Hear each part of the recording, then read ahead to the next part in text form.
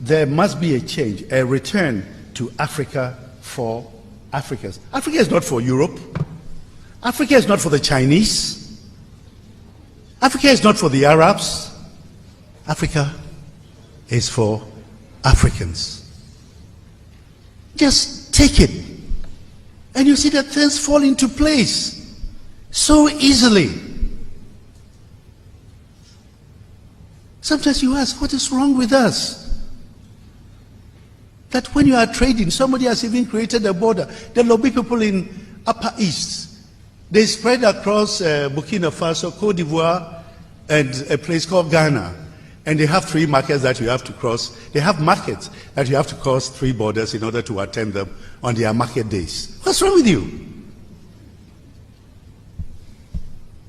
So in whose interest are those lines? The lobby? You are challenged.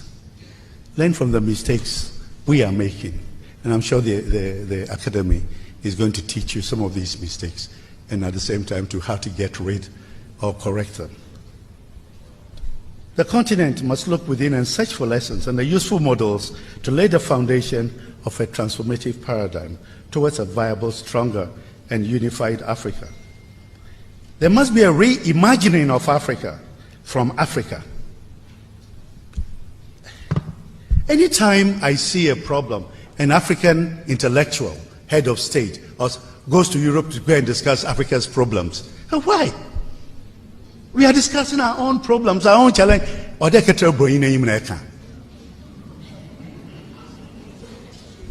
Why?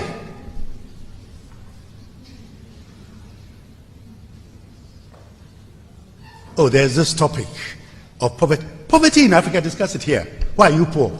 You are going to the person who benefits from your poverty to discuss poverty with that person. I mean, Professor Nti, I know you agree with me on that one. I've seen you nodding your head. But that is it, I always watch. And so sometimes you realize that the time is not ready, so you want to stay in your little village in Sekendi and look at those who call themselves statesmen, professors, dashing across from here to here to go and discuss Africa in the oppressive world. Maybe. Young people, I'm glad you are here, and I hope my English words won't be wasted. African spaces must develop their own authenticity.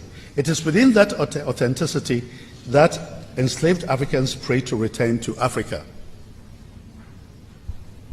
It was the wish of the Africans who were extracted to other worlds that when they die, they return to Africa. I sat with a bongo man in my house, and as we talked, the bongo man from Jamaica did not want to leave. He says, ever since he was born, his dream was to come to Africa, and that now that he's on this continent, he won't go because Africa is paradise. Here is somebody from Jamaica and teaching me that where I'm living is paradise. He says, you know, my language is not good. He went into the, go and look outside, no? You just put something down and it grows. He looked out. I mean, it taught me so much that I'm living in paradise. So I'm going to church to go to which paradise? And whose paradise? If I want a paradise, I should create it here. For those, for myself, and probably, most probably, those who will come after me. So this is the challenge. The significance of such understanding, ladies and gentlemen, which will reflect in the self-identity, self-definition of Africans, lies in the revitalization and redemption of the African cultural framework that will create the necessary ethos of governance and development. It is absurd to think, well, I don't want to go into there. Now, to get at the white man's creation, one of the most important Africans who actually used a gun to get rid of the Germans from his community says, and listen, Sam Nujoma, he says, Namibia doesn't belong to us alone. Namibia belongs to the African continent. It belongs to Zambia, it belongs to Angola, it belongs to Algeria. Namibia does not belong to us alone. Ghana does not belong to you alone. Ghana is only Ghana because it belongs to the African continent. And that is the beauty of being African. And in that thinking alone, you are getting rid of some of the pillars that are the cobwebs that have been put into our heads. And that's why I said, even in our teaching, right from whatever, is to teach us that we are Africans. We are Africans. Anything that stops us from being an African should be eliminated. It's as simple as that. Who are the forces? What forces? The French Africa was never free. It is now learning to be free. Some of them. English Africa, the Lusophones. I went to Portugal once, Lisbon, and I heard one young boy from Lisbon telling me that, you know, Portugal and Angola, they are brothers. I almost fainted. Because I know the history, I know the heritage. I know what they did to them. And now he's telling me that they are brothers. Since when? I went to Cuba, some place they call Santiago de Cuba, and I was forced to speak.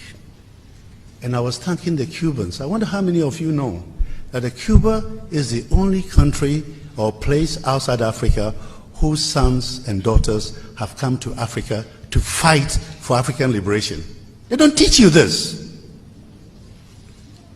And when I was thanking them, one woman broke out into song and stopped me from singing, from talking. When I finished, her song was translated to me, and she said she was thanking me for being the first African to go and say thank you for what they did, what they came to do on this continent. So you must have a life of gratitude. And what did they do? She said she lost two of her brothers. They were killed in Angola and buried in Africa. So she carries that memory with her. You, the young ones, are busy leaving Africa. You are buying cemeteries at Kensal Green and all that kind of thing, even before you get there.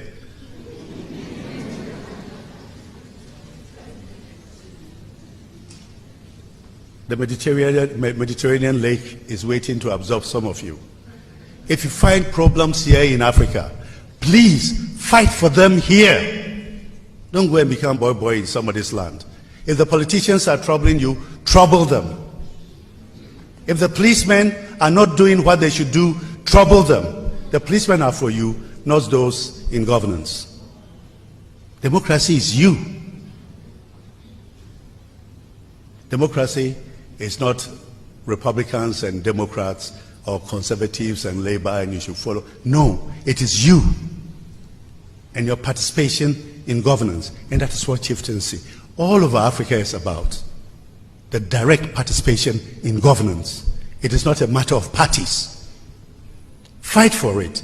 Think about it. It's strong.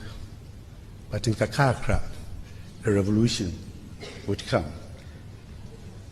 Dr. Dankwa wrote a letter to C.W. Techimanson, and he said, which is very interesting, we must find a way to make our country live as a force, and the force must be self-generated and generative, indigenous so as to speak.